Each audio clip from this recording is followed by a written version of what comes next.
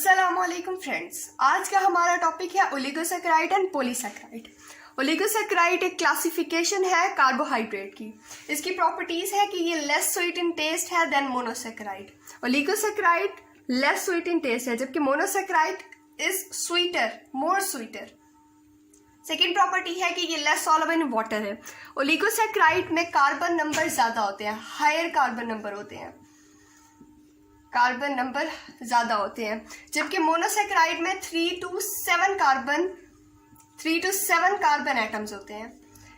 अब इसमें carbon number increase हो रहे हैं जिसकी वजह से इनकी सॉल्युबिलिटी डिक्रीज हो रही है। ये इजीली सॉल्युबल नहीं हो सकते वाटर में। जैसा कि मैंने बताया कि कार्बन नंबर इंक्रीज हो रहा है, ये इजीली ब्रेक डाउन है, आसानी से हम उनको तोड़ सकते हैं और छोटे मॉलिक्यूल्स में चेंज कर सकते हैं। तो हाइड्रोलाइसिस हो सकती है ओलिगोसैकेराइड की, उससे हम छोटे मॉलिक्यूल्स जैसे डाइसैकेराइड, राइट, या ट्राइसैकेराइड, ऐसे टेट्रासैकेराइड, हम ये सारे बना सकते हैं। तो हाइड्रोलाइसिस मैंने आपको जैसे पहले भी बताया कि लाइसिस मीन ब्रेक डाउन और hydro means in the presence of water. Hydra stands for water, water की प्रेजेंस में ब्रेक डाउन हो। किसकी? ओलिगोसैकेराइड की। ये है हाइड्रोलाइसिस। जब ओलिगोसैकेराइड की ब्रेक डाउन होगी तो इससे डाइसैकेराइड, ट्राइसैकेराइड, टेट्रासैकेराइड बनेंगे। ये कहा 2 to 10 मोनोसैकेराइड्स बनेंगे, 2 to 10 मोनोसैकेराइड्स बनेंगे। अगर डाइसैकेराइड, अगर ओलिगोसैकेराइड ब्रेक डाउन हो 2 मोनोसैकेराइड्स में, अगर ओलिगोसैकेराइड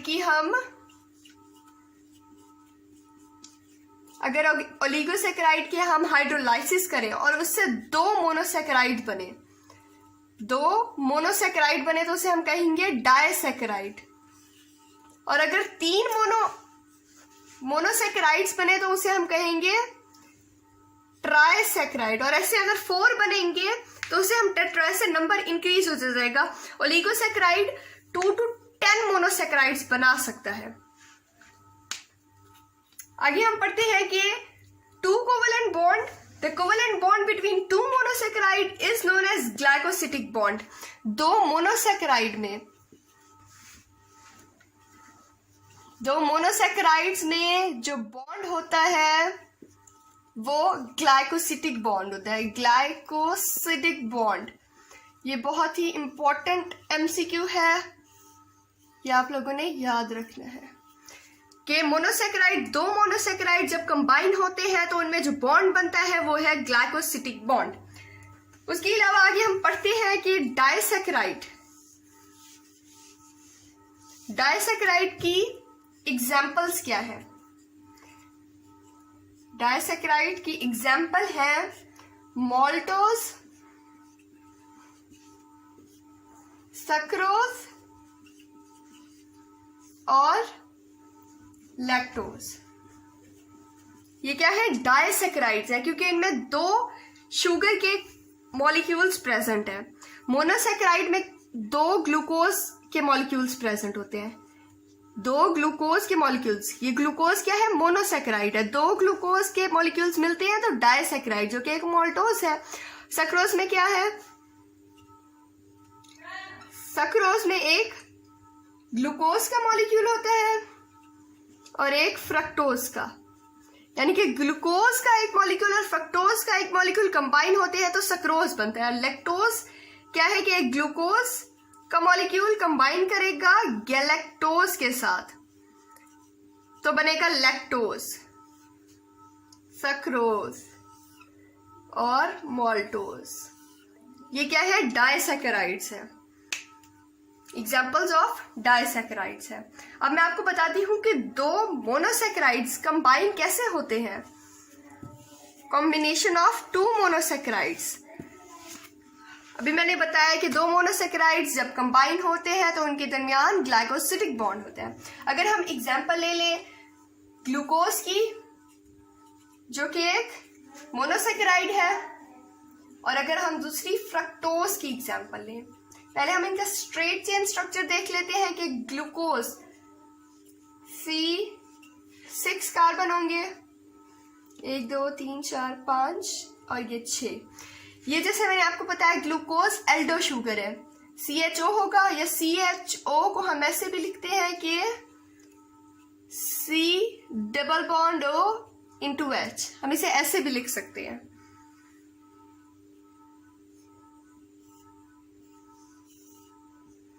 ठीक है, बाकी यहाँ क्या होगा? अच्छा, तो हम हाइड्रोक्सल और हाइड्रोजन बाकी कार्बन के साथ अटैच कर देंगे।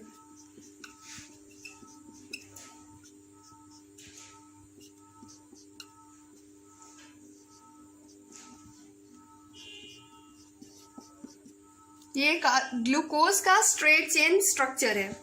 अगर हम फ्रक्टोज की बात करें तो फ्रक्टोज में भी सेम कार्बन होते हैं क्योंकि इनका फॉर्मूला सेम होता है, C6H12O6।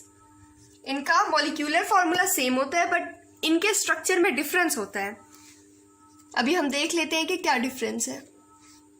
6 कार्बन एटम्स होंगे, 1 2 3 4 5 6। यहाँ क्या होता है? कीटोनिक ग्रुप होता है। ये कीटो शुगर है, ये एल्डो शुगर है क्योंकि इसमें एल्डिहाइडी ग्रुप है, जबकि ये क्या है? कीटो शुगर है, इसमें कीटोनिक ग्रुप प्रेजेंट है। बाकी हम कार्बन के साथ हाइड्रोजन, हाइड्रोक्सल ग्रुप और हाइड्रोजन अटैच करेंगे।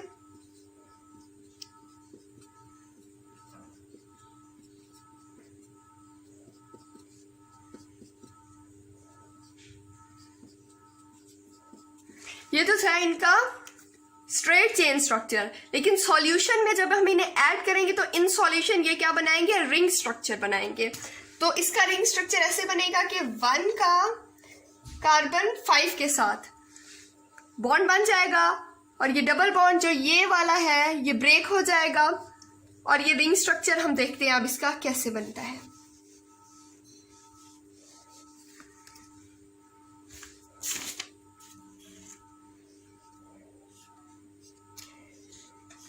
ये क्या है? 6 कार्बन स्ट्रक्चर है, तो इसका ये बनेगा। यहाँ 3 साइड्स पर हाइड्रोक्सल होंगे, ये इसके मुताबिक है, चेन के मुताबिक है OH। और यहाँ एक और कार्बन होगा कि कार्बन 1 2 3 4 5 एंड 6 कार्बन होते हैं, तो ये 6 कार्बन बैलेंस है।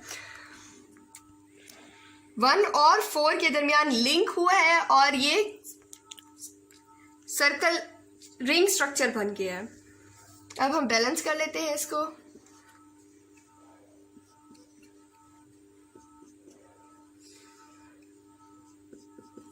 ऐसे ही अगर हम फ्रक्टोज का रिंग स्ट्रक्चर बनाएंगे तो इसमें 2 और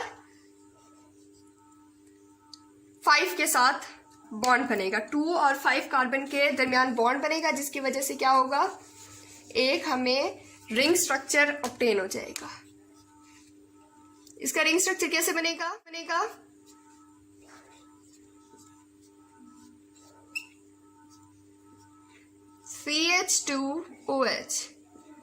CH2OH। हम यहां से भी कार्बन नंबर शुरू कर सकते हैं कि हम यहां से 1 2 3 4 5 6 और हम यहां से भी स्टार्ट कर सकते हैं, लेकिन मैं यहां से स्टार्ट करी 1 2 3 4 5 एंड 6 कार्बन एटम्स है यहां भी। बाकी हम कर लेते हैं बैलेंस इनको। सॉरी, ये भी रह गया था।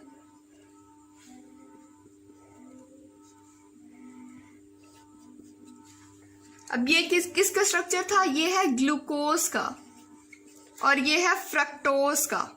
जब ग्लूकोज और फ्रक्टोज कंबाइन होंगे तो डाइसैकराइड बनेगा, वो है सक्रोज।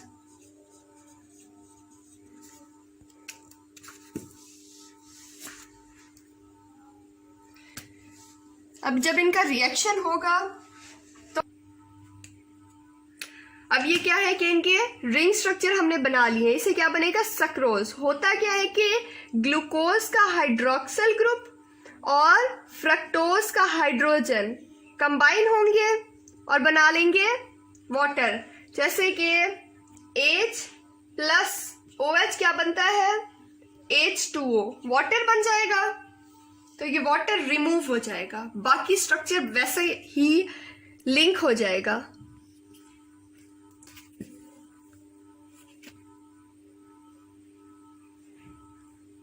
क्या है कि हम इसको ऐसे भी बना सकते हैं, ये कॉर्नर शो कर रहे हैं कि यहाँ कार्बन प्रेजेंट है।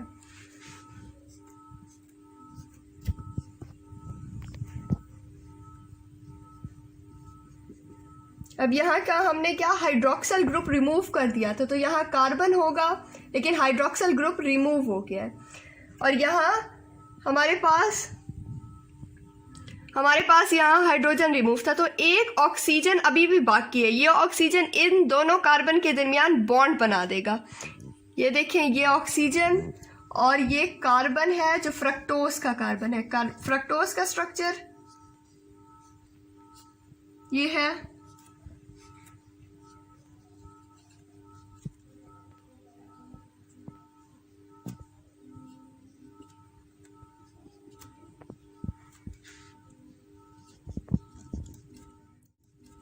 ये है फ्रक्टोज का स्ट्रक्चर। अब यहाँ कार्बन ऑफ ग्लूकोज और कार्बन ऑफ फ्रक्टोज के दरमियान लिंक बन गया, ऑक्सीजन इनके साथ कंबाइन हो गया है, ऑक्सीजन ने बॉन्ड बना लिया है। अब ये एक वन मॉलिक्यूल डाइसैकेराइड बन गया है। डाइसैकेराइड, इसका स्पेसिफिक नेम क्या है? सक्रोज है। It is a sucrose. यहाँ हाइड्रोक्सल था, यहाँ हाइड्रोजन, यहाँ हाइड्रोक्सल, यहाँ हाइड्रोजन, और यहाँ हाइड्रोजन, यहाँ हाइड्रोक्सल, और यहाँ भी हाइड्रोजन प्रेजेंट। इसके अलावा यहाँ CH2OH प्रेजेंट था, और यहाँ तो हाइड्रोक्सल ठीक है, बाकी सब चीज़ें बैलेंस है। ये अब क्या है? सक्रोज बन गया है। सक्रोज क्या है? Sucrose is a disaccharide. अब अगर हम बैक करें कि हम देखें ग्लूकोज और फ्रक्टोज, ग्लूकोज में से हाइड्रोक्सल रिमूव हुआ है जबकि फ्रक्टोज में से हाइड्रोजन रिमूव हुआ है। तो ये दोनों क्या है? ये दोनों एक रिड्यूसिंग शुगर है, खुद को रिड्यूस कर रहे हैं। Reducing sugar, glucose and fructose are reducing sugar. अब ये जो लिंक बना है कार्बन नंबर 1 ऑफ ग्लूकोज से, क्योंकि हमने नंबरिंग ऐसे दी थी 1 2 3 4 5 और 6, तो कार्बन नंबर 1 और कार्बन नंबर हमने यहाँ से इसकी शुरू की थी कि 1 2 3, तो carbon number 1 of glucose and 2 of fructose के दरमियान क्या बना है? बॉन्ड बना है। इस बॉन्ड को हम कहते हैं ग्लाइकोसिडिक बॉन्ड। ये जो अभी हमने बात किया कि दो मोनोसेकेराइड मिलते हैं तो ग्लाइकोसिडिक बॉन्ड बनता है, ये ग्लाइकोसिडिक बॉन्ड है, ग्लाइकोसिडिक लिंकेज है, या इसे हम ग्लाइकोसिडिक बॉन्ड कहते हैं। अब ये 1 और 2 कार्बन के दरमियान ये बॉन्ड बना है, तो इसे हम कहेंगे 1-2 ग्लाइकोसिडिक लिंकेज। 1-2 ग्लाइकोसिडिक लिंकेज, ये बहुत ही इंपॉर्टेंट है। बार में पूछ लेते हैं कि ग्लूकोज और फ्रक्टोज के दरमियान कौन सी लिंकेज बनी, तो MCQs में आ जाता है, तो इसका आंसर है 1-2 ग्लाइकोसिडिक लिंकेज। यहाँ तक हमारा लेक्चर होता है ख़त्म। अगर आपको मेरा ये लेक्चर अच्छा लगे तो आप मुझे मेरे लेक्चर को लाइक और कमेंट करना ना भूलिएगा, और मेरे चैनल को सब्सक्राइब ज़रूर कीजिएगा। अल्लाह हाफिज़।